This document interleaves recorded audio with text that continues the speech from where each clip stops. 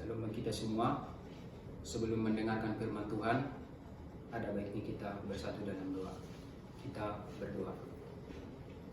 Bapa yang di surga, pada saat ini kami akan mendengarkan firman Tuhan. Bapa, bukakanlah hati dan pikiran kami supaya kami mengerti akan firman-Mu dan kuatkanlah kami untuk melakukannya. Dalam nama Tuhan Yesus kami berdoa. Amin. Saudara-saudara di dalam Kristus Tuhan, firman Tuhan yang sampai pada kita saat ini diambil dari Lukas 12 ayat 1 sampai 12. Lukas 12 ayat 1 sampai 12, begini firman Tuhan. Sementara itu beribu-ribu orang banyak telah berkerumun sehingga mereka berdesak-desakan. Lalu Yesus mulai mengajar pertama-tama kepada murid-muridnya, katanya, waspadalah terhadap ragi, yaitu kemunafikan orang Farisi. Tidak ada sesuatu pun yang tertutup yang tidak akan dibuka, dan tidak ada sesuatu pun yang tersembunyi yang tidak akan diketahui. Karena itu, apa yang kamu katakan dalam gelap akan kedengaran dalam terang, dan apa yang kamu bisikkan ke telinga di dalam kamar akan diberitakan dari atas atap rumah. Aku berkata kepadamu, hai sahabat-sahabatku, janganlah kamu takut terhadap mereka yang dapat membunuh tubuh dan kemudian tidak dapat berbuat apa-apa lagi. Aku akan menunjukkan kepada kamu siapakah yang harus kamu takuti. Takutilah dia yang setelah membunuh mempunyai kuasa untuk melemparkan orang ke dalam neraka. Sesungguhnya aku berkata kepadamu, takutilah dia. Bukankah burung pipit dijual 5 ekor 2 duit? Sungguh pun demikian tidak seekor pun daripadanya yang dilupakan Allah. Bahkan rambut kepalamu pun terhitung semuanya. Karena itu jangan takut, karena kamu lebih berharga daripada banyak burung pipit. Aku berkata kepadamu, setiap orang yang mengakui aku di depan manusia, anak manusia juga akan mengakui dia di depan malaikat-malaikat Allah. Tetapi barang siapa menyangkal aku di depan manusia, ia akan disangkal di depan malaikat-malaikat Allah. Setiap orang yang mengatakan sesuatu melawan anak manusia, ia akan diampuni. Tetapi barang siapa menghujat Roh Kudus, ia tidak akan diampuni.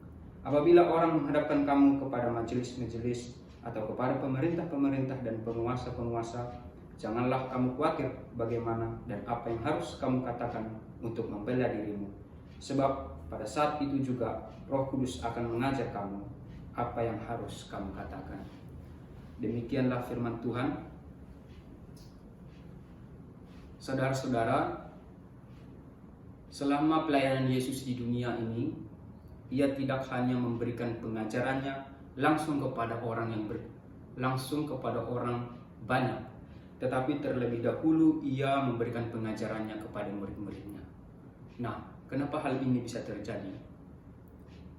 Saudara-saudara, itu terjadi berarti bahwa pengajaran itu amatlah penting.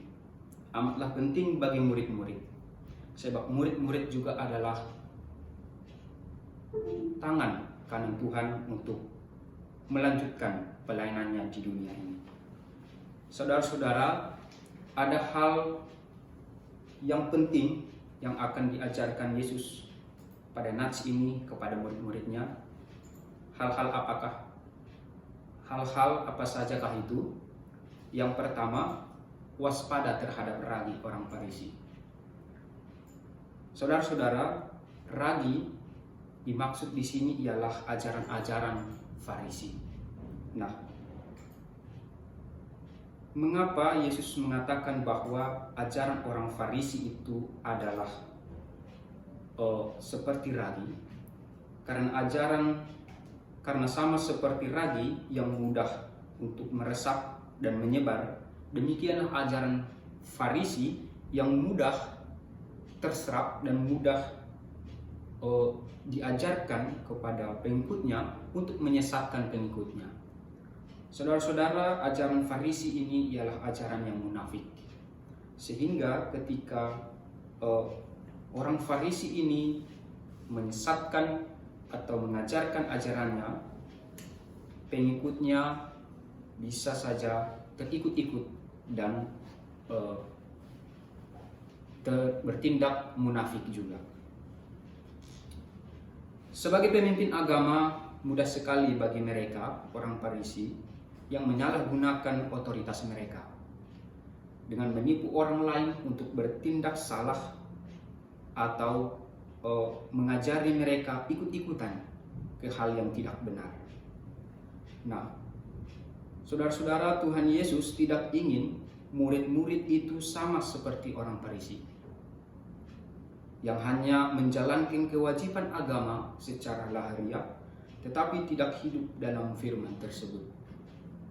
Yesus mengingatkan supaya murid-muridnya hidup terbuka, hidup jujur, karena sesuatu yang tersembunyi akan dibukakan, sama seperti yang tertulis dalam ayat 2 dan 3. Nah, kemunafikan orang Farisi ini akan menyesatkan banyak orang. Nah, Yesus mengingatkan bahwa setiap orang yang menyesatkan akan kebenaran atau mengalihkan kebenaran itu, maka orang tersebut akan dihukum. Dan hal itu tidak lain dari menghujat Roh Kudus. Karena menghujat Roh Kudus di sini dimengerti sebagai menolak menerima pengajar kebenaran sehingga memalsukan kebenaran dan menyesatkan orang lain. Poin yang kedua, Yesus mengajarkan supaya murid-murid tidak khawatir akan dunia ini. Yesus mengajarkan agar murid-murid tidak takut dengan hal-hal dunia, apalagi ancaman manusia, tetapi harus terlebih dahulu atau lebih takut kepada Tuhan yang tidak hanya memusnahkan daging atau jasmani, tetapi mampu bahkan berhak memasukkan kita ke dalam neraka, kehidupan yang begitu menyakitkan jikalau kita tidak dapat melakukan kehendaknya. Oleh sebab itu kehidupan kita hanya tergantung kepada Tuhan, dan oleh sebab itulah kita tidak perlu khawatir akan hal-hal dunia. Yang ketiga, yaitu mengakui. Mengakui berarti secara umum mengakui sesuatu yang benar bersama-sama orang lain. Mengakui Yesus berarti mengakui Dia sebagai Mesias, mengakui Dia sebagai anak Allah, mengakui Dia yang telah menjadi daging untuk menebus dan menghapus dosa kita. Mengakui Yesus sebagai penghapus dosa kita, mati bagi dosa-dosa kita, itu berarti menunjukkan penyesalan yang sungguh dalam. Hal ini berarti bahwa kita sedang memandang Kristus untuk mendapatkan pengampunan, dan pengakuan ini menjadi lawan dari menyangkal. Itulah mengapa Yesus mengatakan pada ayat 9, tetapi barang siapa menyangkal aku di depan manusia, ia akan disangkal di depan malaikat-malaikat Allah. Nah, pengakuan ini bertolak belakang dengan menyangkal, sehingga ketika kita berada dalam pengakuan akan Dia, maka dekat sekali juga kepada kita hal-hal yang kita tidak inginkan, yaitu menyangkal. Yesus mengingatkan murid-muridnya untuk tidak melupakan Tuhan. Yesus mengingatkan murid-muridnya untuk tidak menyangkal Dia. Sebab bila kita mengakui Tuhan, maka Tuhan pun akan mengakui kita. Tetapi sebaliknya, bila kita menyangkal Tuhan, maka Tuhan pun akan menyangkal kita. Sama seperti yang di ayat 10. Saudara-saudara, perlu kita ketahui dan Tuhan sendiri dalam pengakuan ini mengatakan supaya kita jangan takut terhadap ancaman apapun yang ada di dunia ini, sebab Ia akan mengaruniakan kita Roh Kudus yang memimpin kita, yang mengajari kita untuk mengakui Dia di dalam ancaman dunia ini. Nah, saudara-saudara, apa yang menjadi refleksinya bagi kita pada saat ini? Yang pertama, waspada. Di sini Yesus mengajarkan bahwa kita itu harus waspada dengan orang Farisi, dan bukan hanya itu, kita juga supaya tidak sama seperti orang Farisi, di mana mereka yang ahli dalam ilmu agama tahu tentang kebenaran Tuhan, tetapi tidak hidup di dalam kebenaran itu. Nah, ini adalah penyakit yang sangat berbahaya. Dapat juga dikatakan bahwa orang Farisi ini seperti tong kosong nyaring bunyinya. Banyak bicara tetapi tidak berbuat. Dan firman Tuhan itu tidak berisi dalam dirinya dan tidak melakukan sesuatu. Saudara-saudara, sering sekali saat ini banyak para pendeta pengkhotbah mengajar, berkhotbah firman Tuhan, mengatakan ini dan itu, tetapi tidak melakukannya.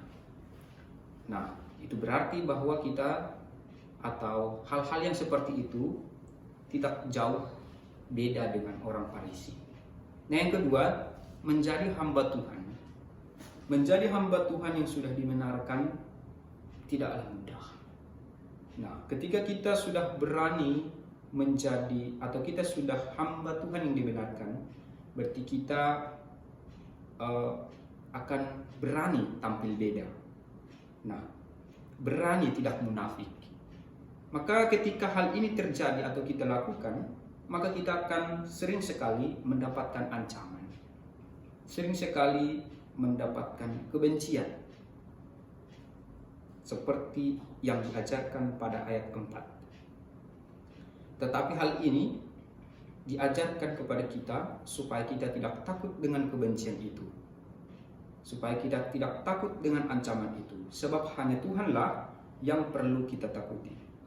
Nah, dalam proses pembaruan ini pun kita perlu mengimani bahwa burung-burung yang kecil yang harganya sangat murah tidak dilupakan Tuhan. Apabila kita sebagai hamba yang telah dibenarkan, yang telah hidup di dalam Dia, maka kita pun tidak perlu khawatir akan ancaman, akan masalah yang akan kita hadapi, karena kita akan dibantu untuk melalui, dan kita akan diberikan hikmat untuk mengatasi semua itu. Dan yang terakhir, saudara-saudara, pada poin yang ketiga ialah iman yang benar. Nah, iman yang benar ialah sikap mengakui dan mengandalkan Tuhan di dalam hidup. Tidak hanya di dalam hidup, tetapi terhadap siapapun. Kita mengakui Tuhan dimanapun kita berada. Kita mengakui Tuhan di dalam hidup kita, di dalam keluarga kita. Kita tidak takut akan ancaman dunia, bahkan kita tidak enggan untuk mengakui Dia. Karena apa? Karena Roh Kudus akan membimbing kita untuk melakukan pengakuan itu. Karena Roh Kudus akan mengajari kita untuk mengandalkan Tuhan di dalam hidup kita.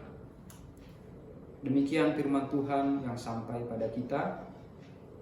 Kita berdoa. Bapa yang di surga, terima kasih atas firman yang telah kami dengarkan. Bapa, bantulah kami untuk melakukannya, supaya kami tidak hanya mengerti, mengajari, tetapi terlebih dahulu hidup di dalam firman itu. Karena sangat berbahaya Tuhan bila kami mengerti tetapi tidak melakukannya. Terima kasih Bapa yang di surga, inilah doa kami. Dalam nama Tuhan Yesus kami telah berdoa. Amin.